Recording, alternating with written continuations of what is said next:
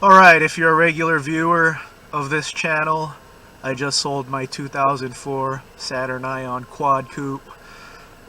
This 2005 Toyota Corolla is going to be my daily driver for the next 2 months. My mom's on vacation, this is her car, so I'm going to use this for 2 months.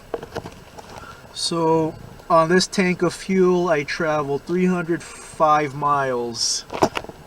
And the fuel light just came on. I believe there's 2 gallons left when the fuel light comes on.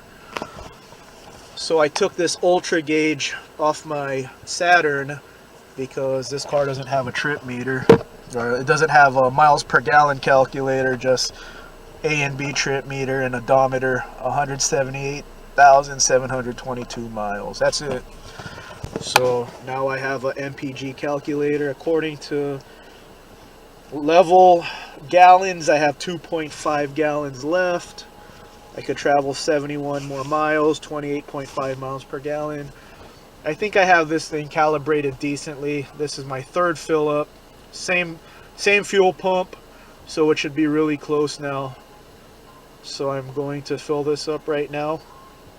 K&N filter in this car hasn't been cleaned in like 8 years. It's at the halfway point, I just flipped it around. I didn't turn it over, but flipped it around. So, yeah, it probably needs a good cleaning. So, we'll see if my MPG goes past 28.5. But I'll go ahead and get an accurate reading right now. Let me fill this up. Okay, 10.6 gallons. 305 divided by 10.6. Let's see the actual fuel economy. Let's see how accurate my ultra gauge. Okay, fuel economy is 28.77. According to the ultra gauge, 28.5 miles per gallon. Pretty close. Let me calibrate it one more. So to get this as accurate as possible, you just go to the calibration menu and enter how much fuel you actually put in. I didn't make a video about it, but the first time I put fuel in, it was way off. Then it's getting closer, obviously, so I'm just going to put in 10.6, and then it'll be even more accurate, closer to 100% accurate. There, now it's really close. Now all I have to do is zero everything out. Okay, I'm all zeroed out. Full tank of fuel. Zeroed out trip meters, both of them. And zeroed out the ultra gauge. So I'm just daily driving this to work. I'm not really hypermiling. I'm just driving normal 65, 70 miles per hour.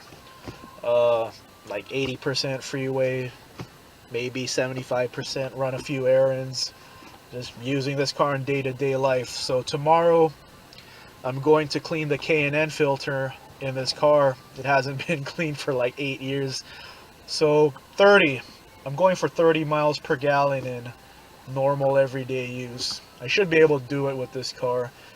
I always use this car when my mom goes on a long vacation because I like driving something different. And this car gets like 40 tops. It's getting older though, and maybe a nice filter clean will help this out, help it hit 30s again.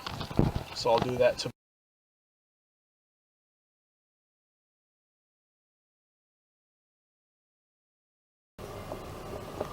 Okay, with the clean K&N filter, same style of driving, same path, same route. 318 miles compared to 305. And the fuel light just came on. So I got an extra 15 miles before this light came on. 28.7. Last time it was at 28.5, and I actually got 28.7 miles per gallon. It was 0.2 off. So let's see what I actually get. I'm about to top this off right now. Not a huge difference, but an extra 15 miles. Okay, 11.019 gallons added. I'll do the math right now, see what my actual fuel economy is. Same exact pump. as last time.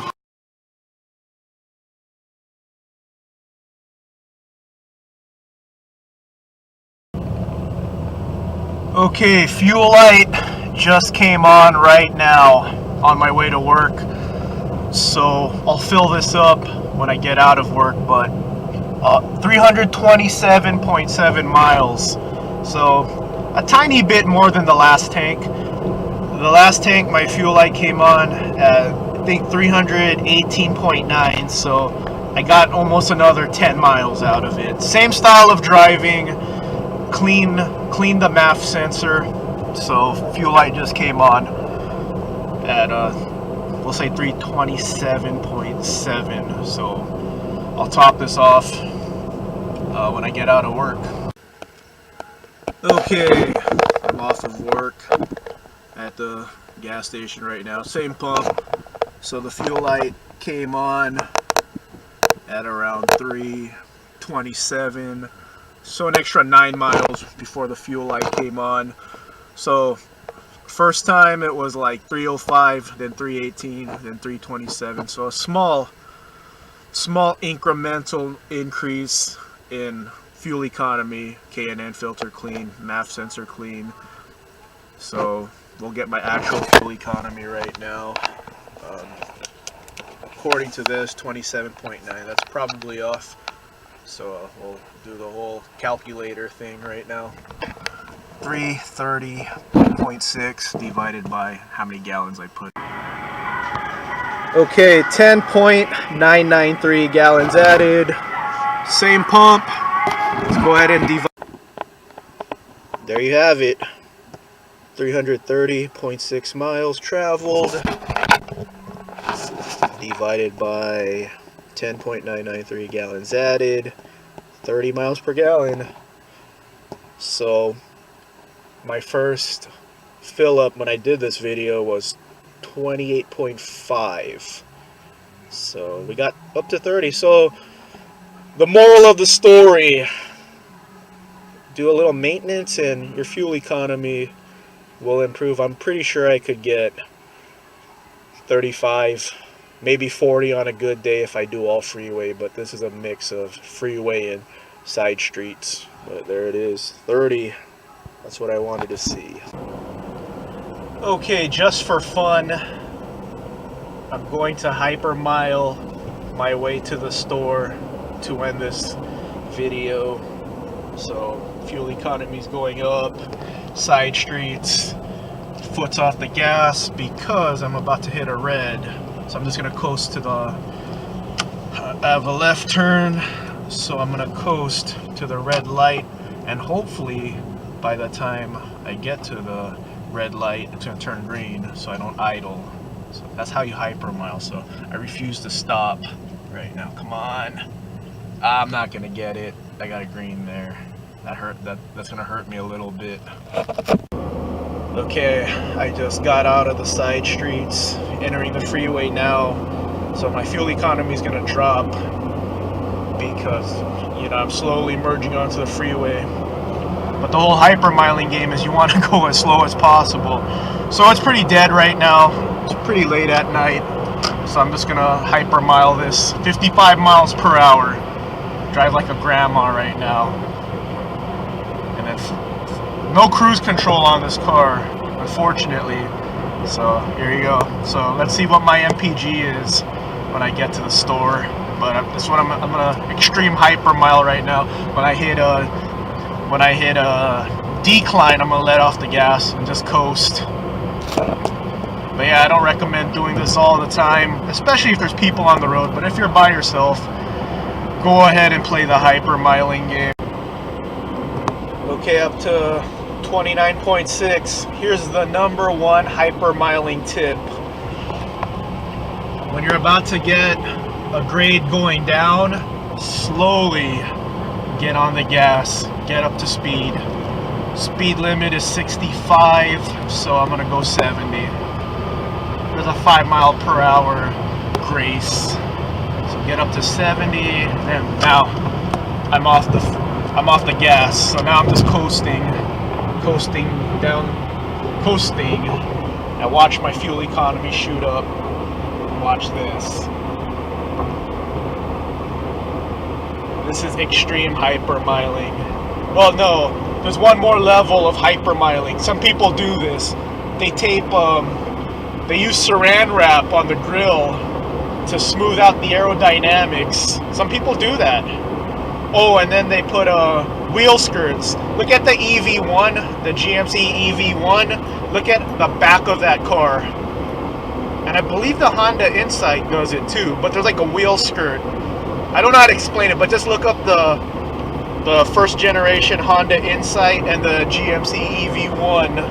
And some people do that. They'll tape a piece of cardboard on the back of their tires. But I'm still coasting right now. See my fuel economy just shoot up. See the instantaneous thing?